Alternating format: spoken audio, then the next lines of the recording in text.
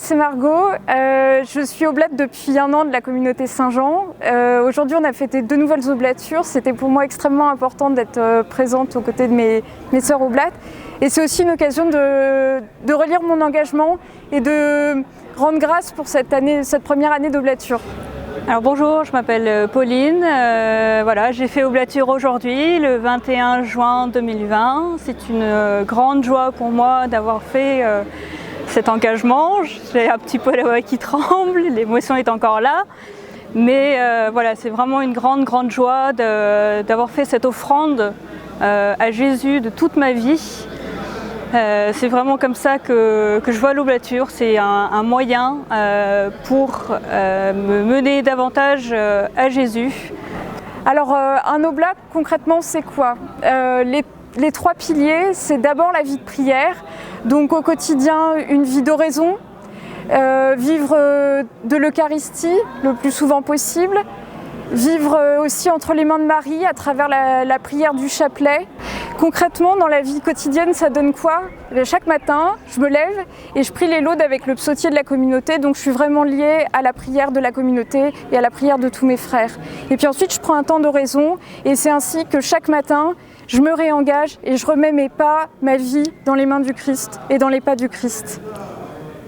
Voilà, je suis Marie-Thérèse, donc je viens de faire mon oblature chez les frères de Saint-Jean. Je connais le prieuré de Murac, de Sainte-Thérèse, donc j'ai cheminé avec eux depuis 1987. Je veux approfondir mon chemin de foi chez les Saint-Jean, donc je demande de m'aider et je suis dans la joie depuis ce soir. Et maintenant, c'est à moi d'être missionnaire et d'aider de mon mieux à arriver à une foi plus grande par la prière. Le deuxième pilier, c'est la vie fraternelle. Moi, c'est vraiment quelque chose que j'ai reçu grâce à l'oblature. On reçoit une famille spirituelle et avec cette famille spirituelle, on reçoit une vie de fraternité. Donc cela peut se vivre à travers des frates d'oblats, mais cela se vit aussi à travers tout ce qu'on tisse dans les lieux où on est envoyé, en paroisse ou dans nos communautés, par exemple pour moi, jeune professionnelle.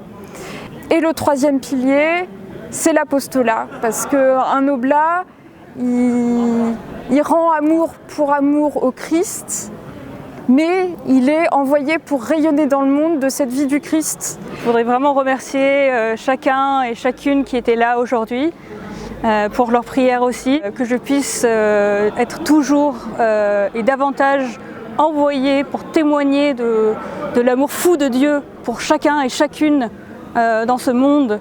Concrètement, qu'est-ce qui va nous différencier d'un religieux? C'est que le devoir d'État prime, donc on est dans le monde, on travaille, donc le témoignage va s'exercer, va avoir lieu dans nos lieux de vie, dans nos lieux de travail, dans nos communautés paroissiales, y compris ce que demande le pape François aux périphéries, donc moi avec mes étudiants. Ce que j'essaye de vivre en fait, c'est cette parole dans la première épître de Jean. Nous avons reconnu que l'amour que Dieu a pour nous et nous y avons cru.